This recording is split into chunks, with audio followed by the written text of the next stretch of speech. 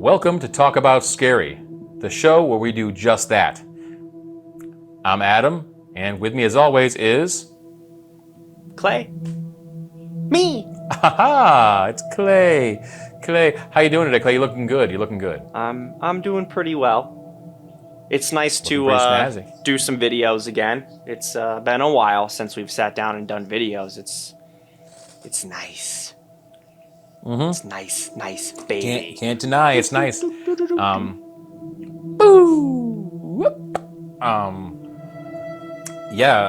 a little bit hot here in Arizona today. I think it was 103. That's just the beginning. That's springtime here. So I am sporting a casual pastel tank top with the MTV logo on it, if anybody can see it. But it's so I know this outfit isn't very scary, but the fact that I've chosen it should scare the hell out of you. Isn't it true that MTV doesn't even do music anymore? Or did MTV even is that still a thing? Or did it shut down? I feel like it was shutting down. I don't know. I'm showing everybody the gun show right now. You can't buy tickets anymore, but it's I'm just spitting fake facts. You get a free little sneak peek there. That's what I do. I spit fake facts. That's it. MTV does not do music videos anymore. It's 100%, 24 hours a day, nothing but reruns of ridiculousness with Rob Dyrdek and Stilo Brim, and my favorite host of that, Chanel West Coast. I love Chanel. Chanel, if you ever see this and you ever leave your husband, I'll be happy to, stuff. I don't even know what you're talking about anymore. So yeah, but she does. She knows. You know me. And if you know, you know. I love your music. Yeah, I love your music, Chanel. I really do. Okay. So what are we talking about today, boys and girls?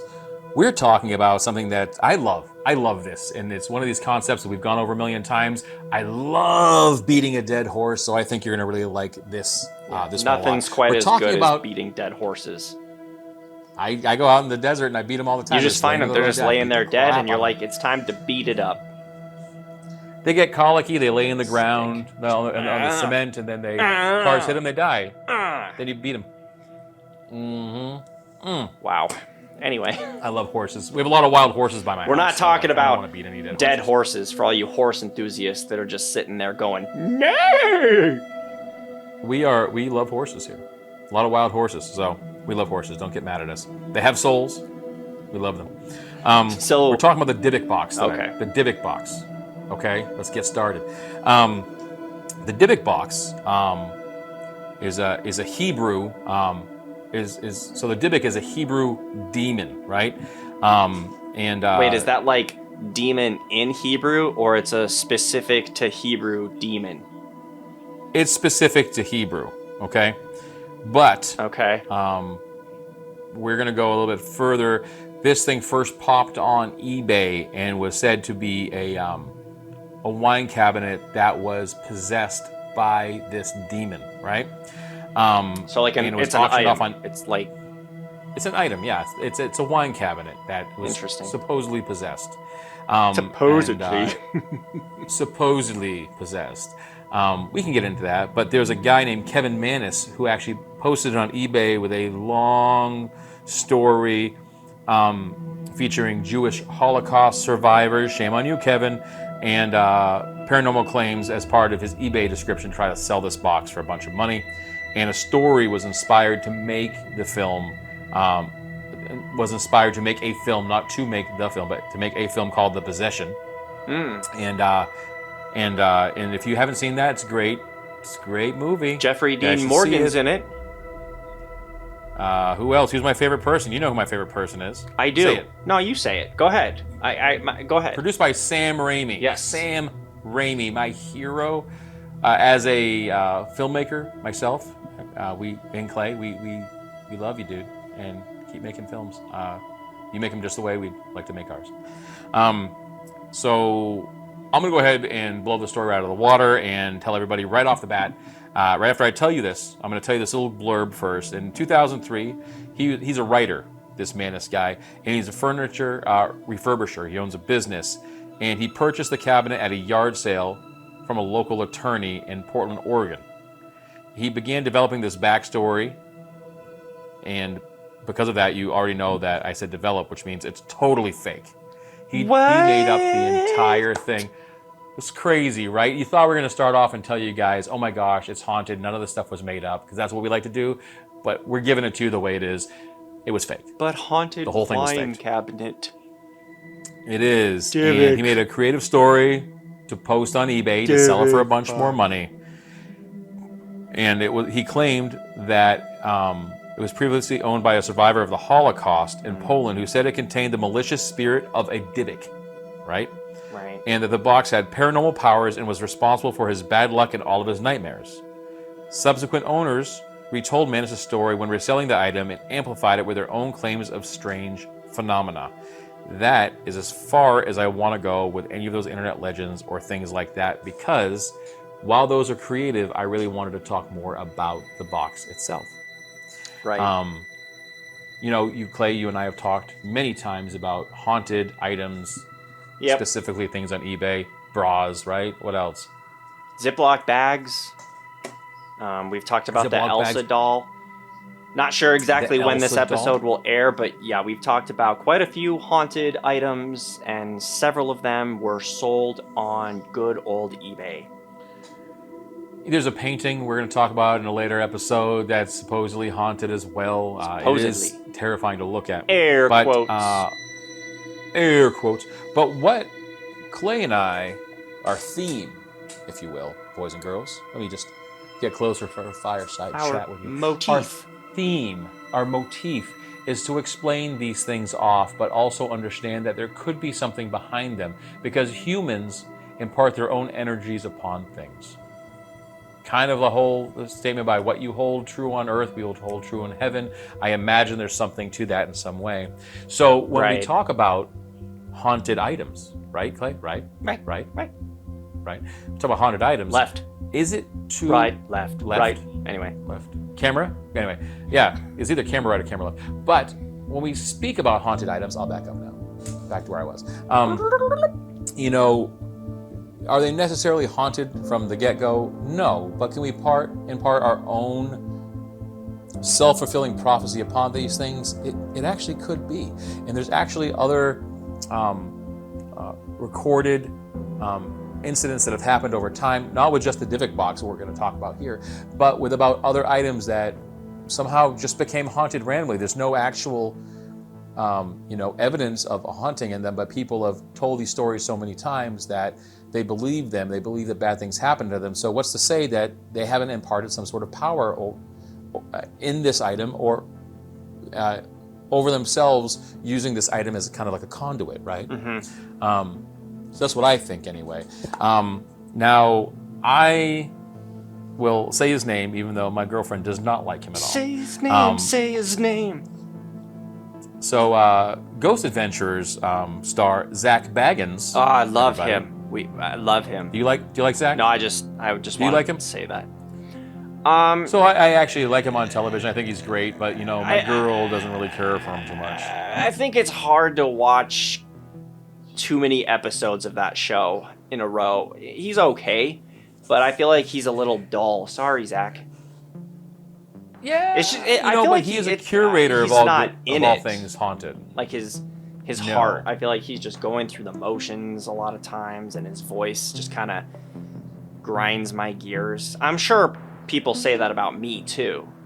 My voice grinds my gears. It's very grating. Yeah, it's very grating. It's horrible. I don't care for it at all. But anyway, go on about Zach. Thank God you're my boss. So Zach is a curator of all things haunted. Am I right? So he has a few things, but one of the things that he has is now this cabinet, and on top of this cabinet, he also has other things like hair. Annabelle. Oh yeah, and hair. Annabelle. Great hair. Annabelle. He has a lot of little things, and he has a little place in Las Vegas that he has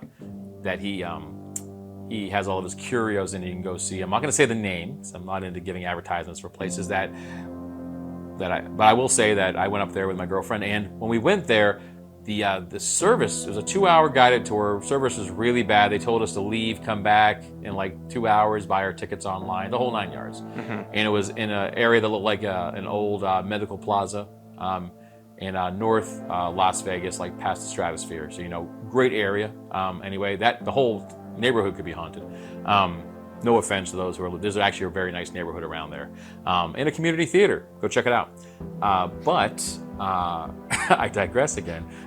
He has this there, and Post Malone saw it there, right? And other people have said the same thing. They've enjoyed the internet legend, and many people that have owned it have said, I've had very bad things happen to me after being in contact with this box. So Post Malone claimed he had a very horrible spat of bad luck, and it was caused by contact with his cabinet, or he believed it was because he had contact with his cabinet. And that's kind of what I want to get into. Well, at the time again, that he was there, though, did everybody know that it was fake, or was the story still... Okay, so... Everybody knows this thing has been fake forever. How could you blame something if you know that it's fake? Well, the thing is that after this came out, and he said, I made the whole thing up, right? Mm-hmm. And you have some things you want to say about that, his statements. But one of the things is that I think that people can impart a type of energy upon something. We've touched about this in other episodes. Yeah, I'm a big believer of energy. You used to give me crap for it. It sounds like you've changed. I actually don't. I don't believe it in that way. I do believe it in another way. I'm still giving you as much crap as possible, but not in this episode, because I believe that we have to. It's more like human will. Delve in. Human will is powerful. We've talked about it a couple of times already just this season. Slender Man, for example. Great example. The Slenderman. Yeah, attorney at Harvey law. Slenderman, attorney at law. You beat me to the punch. Woo! That was good. You owe me a Coke. Go check out that episode if you haven't seen it Jinx. yet. And I'm not getting you a Coke. I'll get you a Pepsi. An excellent episode. It's a choice of a new generation. Zero sugar Pepsi. Dr. Pepper. We'll do a Dr. Pepper then. All right. We these things of there's a motif, like we talked about, where these haunted items. Look, I have a haunted lens cap here. I got this haunted lens cap, and it came from the 1980s, where a punk rocker died on top of it, and now it's haunted, right? I could say that a million times, and my lens cap's haunted. I'm going to sell it on eBay. Yeah, you can make a lot of money. Like, someone's going to buy it, and they're going to think that they ran into some bad luck. Yep, and someone's going to say, Garbage. "Oh my gosh, this lens cap or this pink croc." I like Crocs, by the way. Is haunted, right? It's haunted, and we could sell it. And the person who wears them might believe it's haunted, and they might have a string of bad luck from that self-fulfilling prophecy of thinking bad things are going to happen to me today. So you start willing your body to believe these things are going to happen until you find the bad in things. I actually believe that more than the energies thing, but I mean, they kind of go hand in hand. I mean, I don't have to discount one to believe the other, right? Yes. So I think that's where I am with this whole Dybbuk Box thing. But I come from a culture of people, again, for all my Portuguese brethrens out there. Hey guys, in our culture, we believe that, going thrift shopping for things and antique items could have spirits in them. It's an actual common belief. Do I subscribe to that? No, but I know a lot of people, friends and family, that do. And, I don't make fun of them for it. I only make fun of you for your beliefs, Clay. Yeah. But as you should. This is something that human being, because that's what we do. That's my job. But I think that's Thank you, by the way. That's kind of what it is, right? No problem. That's part of my job. It's what you pay me for. And I have haunted He-Man in my garage. I have a bunch of haunted He-Man if someone wants to buy it. I think though, like the thing with this Dybbuk Box idea is that Manus admitted the whole thing was his creation, and the story was, he's a writer. He wrote this, came up with this idea, and it's malarkey in essence. But what's interesting is that over time he added new elements to the story and tried to help evolve it and keep it relevant and fresh and interesting. And that's kind of clever. Like, you got to give the guy some credit. It's not like anyone's really getting harmed by this. I don't know how much it sold for. So, I mean, if it ended up selling for like a ton of money to someone, obviously you said that Zak owns it now, and it's... So it was sold for a ton of money then? Yeah, but that's the he's probably not like it probably traded hands a couple of times, so I don't know who actually got ripped off. Like, I mean, it's kind of become a piece of pop culture now, so Zach was probably willing to pay heavy for it, have it on display, whatever, you know, that makes sense. But like some random guy who maybe bought the initial listing on eBay, if he paid a ton of money for it, I would feel bad, because then it's like, okay, yeah, you're kind of ripping people off by lying to them. But, you know, as time goes by and the story grows, that's what you have to do. I mean, that's what we try to do as filmmakers. That's what everybody tries to do in their regular job. Everybody tries to stay relevant. He succeeded at it without making a film. He succeeded at creating a piece of lore and something that's enjoyable for people to talk about without creating a film. Yeah, and without creating anything besides a small story that people built upon, which I think is outrageously awesome. And then it grew into a film. I know he didn't participate, but like the lore behind it became the premise for a Hollywood film. Yeah. Like, that's kind of cool. I think that's quite amazing. It is cool. And I mean, now Zach owns it, you know, which is great. And he probably paid a pretty penny for it. And so many people have said that they've had bad luck and things happen because of this box. And again, is it self-fulfilling prophecy? Is it something that these people put their energies into and now it's giving an energy back? Like Clay might believe, a little bit more magical, a little bit more Harry Potter-ish esque. Well, I think the thing with like my energy theory, and this is different, but you're right, they do go hand in hand. But I think the thing that I believe in is there has to be more history, more backstory. Because it's like with this, when you cycle it back all the way to the beginning, this guy faked it all. There's nothing to stand on other than him saying, yeah, I made it all up. But I think there are certain objects that have a history. Like you go back and you see what the object has been through, and it makes more sense that there's energy. I mean, we've talked about like places that are haunted and contain energy, but it's places that were like battlefields or, islands where people have lost their lives and all these things have happened. Old Maui High, right? Yeah, like here's a callback. Old Maui High, guys. Go listen to that episode. Calling back all the previous episodes. But you catch what I'm saying is, yeah, that energy is a little bit different than this energy, where it makes more sense that something could potentially be haunted when this has no legs to stand on.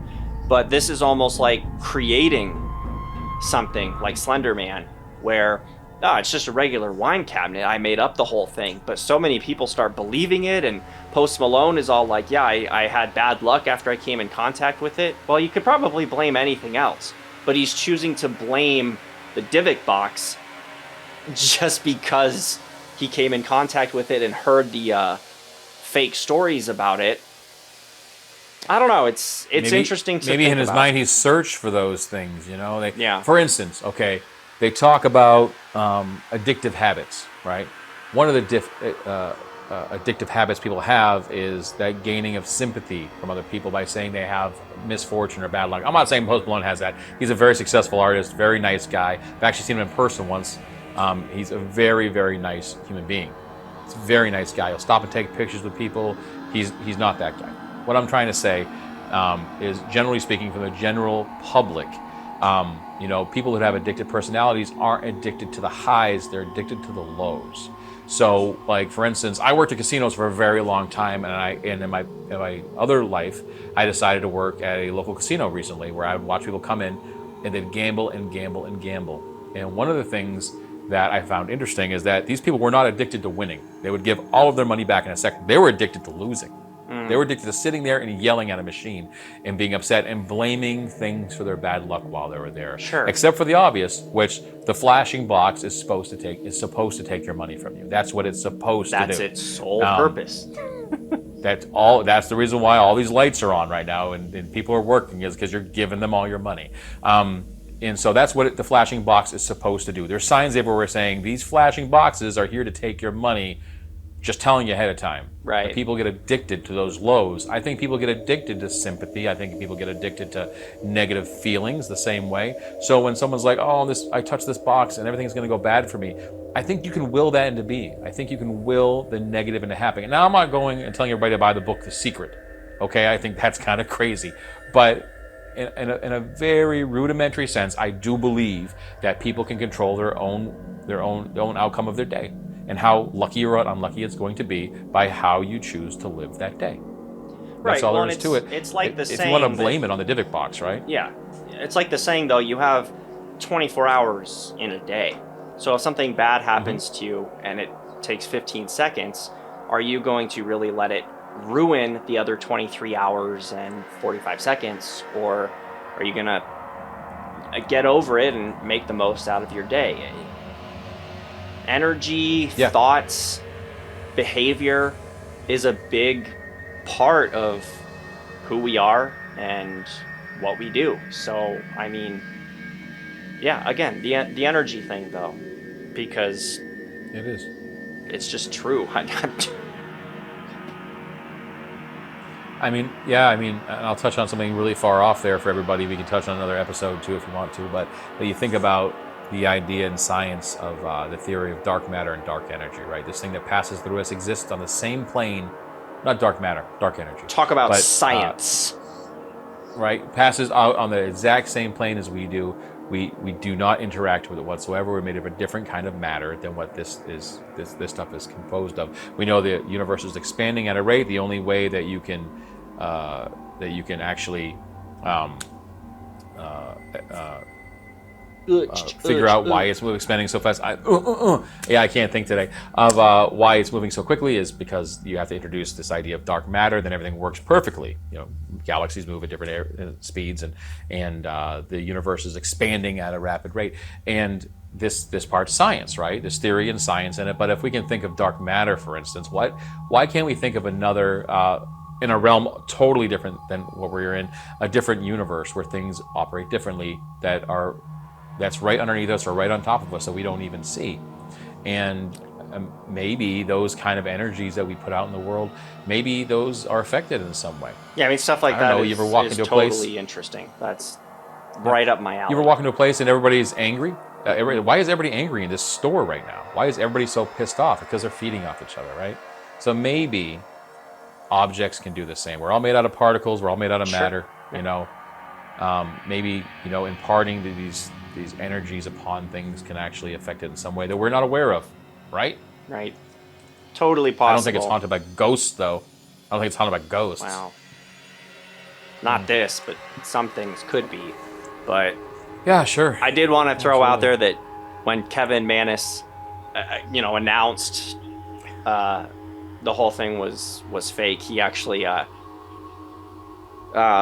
posted something on a website. There was an article, whatever, yada yada. But I thought the end of it was pretty interesting because, you know, he claimed that he created this whole thing, came up with the story, and that he challenged anyone to find any reference to this Dybbuk box, like this idea, prior to his eBay post, which was in 2003, and that if you could do this, he'll pay you $100,000 and tattoo your name on his forehead. Nice. Because obviously he came up with it. So yeah, you're not finding anything. No one's gonna find anything, but incidentally, if you guys want to find us on our Instagram, that's where we like to do most of our business. Thank you for watching this, by the way. If you want to find us on our Instagram, I am I'm selling these haunted pink shell toe Adidas Croc-like shoes. They're haunted, and I am selling them, and highest bid gets them. So go ahead and place your bids today. Wow. I'll even throw in a lovely glass shadow box you can throw them in, and I won't even wash them. Is all the shadow box haunted? Will be mine. I can haunt it if you want to. There's a lot of ways I could haunt it. Instagram I could fire it in the shadow box and close it up and then mail it off, and that way when they open it, they could smell the spirits. Am I haunted? You could be haunted. You are actually possessed by something. I don't know what it is, but I won't even wash them. So you can have I'm not a B movie star. I'm a C or a D movie star. You can have a D movie star's old Crocs that are haunted. That's the key, though. That are haunted. They're haunted for the low price of whatever the highest bid is. And I don't know if anyone's going to bid on those, comments. but we'll go ahead and bid farewell. to our audience. We'll bid farewell. You just set me up for that. You just set me up for closing the episode. But guys, keep it real. I knew it. Thank you for watching. Keep it real, guys. See you guys later. In a while.